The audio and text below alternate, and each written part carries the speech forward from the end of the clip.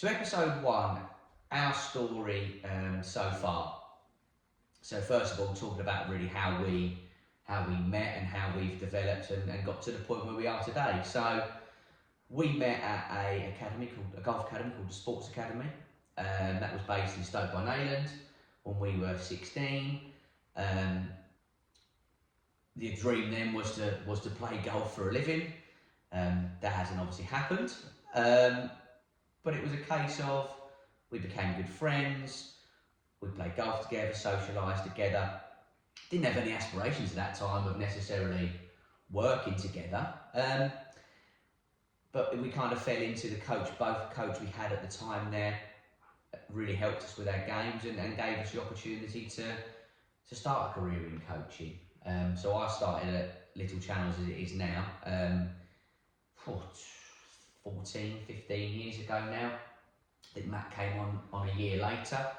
And then we started our careers from there. So Matt, do you want to talk a bit about what we kind of did in our early years of our training and being assistants? Yes, I think obviously the typical PGA assistant really was both of us, wasn't it? You know, you are expected to do X amount of hours behind the shop, you know, selling your green fees and your drinks, chocolate bars, that kind of stuff, and understanding that how to coach really. We had a good head professional that we worked under, who we could go and watch, coach, and learn a lot from.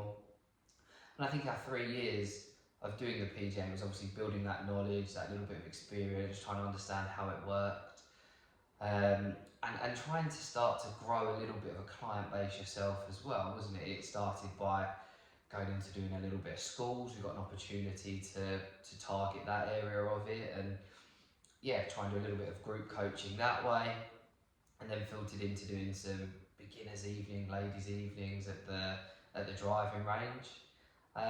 You were tasked, weren't you, with building up the ladies? Yeah, absolutely. More so. I was tasked with doing more of the beginners stuff. Well, I wouldn't say men's, but beginners mixed classes. And that's kind of how it really started.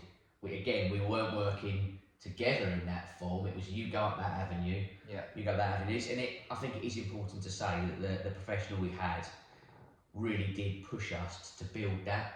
He kind of gave us the vision really to go out and do schools coaching, do group coaching.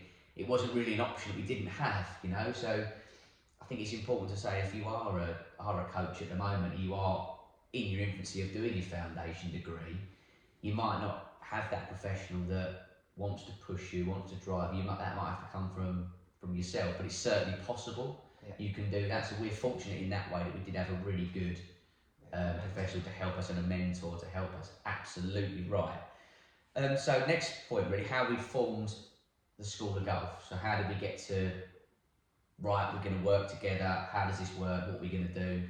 So I think it came at a time where, as Jack said, we were going different ways, we were working on different things, different projects, but we were good friends. The head pro at that time then left, and it was then really us two there, wasn't it, in that driving range facility. And being the good friends that we are, we sort of sat down, we had some good ideas that we wanted to work on together. We had that trust, that element to it as well, and we always wanted to have this vision of doing junior golf, didn't we, and building that. Jack was already going into certain schools, I was already going into other schools.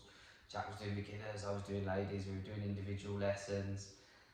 And it just kind of fell into place where you thought, do you know what, let's try and do this together, form a business together.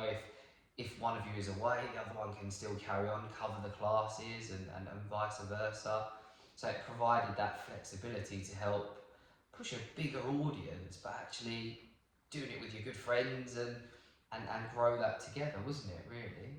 Yeah, I think it gave us the opportunity to set a brand, get a logo, actually have, we did group coaching and junior coaching as well at that time before we amalgamated the School of Golf, but it gave us more of a laser-like focus really to get our brand out there, to raise some awareness and actually really give it a big shot. And us us being in charge of that, you know, us being the driving force by with going into schools, building up clientele. Yeah, so it kind of, we fell into it a little bit, but we've certainly taken it to a stage now where, you know, it's a very enjoyable thing to work with your friend, and you know, it's rewarding both emotionally and financially, you know, in that way. Yeah. Next point then, where we are at present and where we've kind of come from. So we started by doing as you said earlier, I was doing the adult sort of men's beginners, you were doing the ladies stuff. We did a few junior classes off the back of it. I think initially then we put kind of a framework in place where we had the kids club already, which had been running at the club previously. So we sort of took that over. Then we went into, right, we've got a kids club, how do we then sort of retain and sustain these children's or these kids' development? So kids club, get to a certain level, then the next strand on from that was development programs. Then when they get to a certain level, then you're looking at the more advanced programs and you maybe your private lessons. So almost Constantine it up to keep them progressing and keep them developing as they got better, but also as they got older. So, you know, it starts quite wide at the bottom and then it gets smaller and smaller and smaller till you get into sort of your elite level players that might get, you know, into single figure handicaps, and that's kind of how our model works now. We both do exactly the same thing. We will still go to separate schools, but everything comes into the grey of the school of golf. Absolutely, I think that's the key. Although we work at the same venue, run the business together, very rarely are we doing the same sessions. You know, Jack will be somewhere, I'll be somewhere else. Jack will be teaching X, I'll be teaching Y, and it's all, you know, filled up in that way. And I think where we've been quite good is that we've always alternated a lot of sessions. So typically at weekends we would alternate a Sunday. So Jack would do one week, I would do the other, and the kids then get that relationship or that bond with both of you. So as we said earlier, if one's away, the other one can jump in and cover, or vice versa. When it comes to your diary, you might then have certain times that are free for Jack, not for myself. So that student would typically go into Jack's diary. It's not then it has to come to myself. It can be shared out in that way. We help each other. And even some juniors alternate between us. So one week will be with Jack, one week will be with myself. And again, it just gives you that flexibility, doesn't it, really, to grow and to build something from there. Absolutely right, definitely. So the last point we want to come on to, and the question I've got for you, Matt, really is, when did we realise that this system that we use was, or is repeatable for other people? When did we think, yeah, this is a career for the next, no, this is our career now, this is what we're going to do for our working life? When did we find out that it's going to be repeatable for other people? So I think part of our journey, wasn't it? We then have tried it at other venues. We've worked at different golf clubs and tried it. We've got in multiple schools, try and put the process of that together.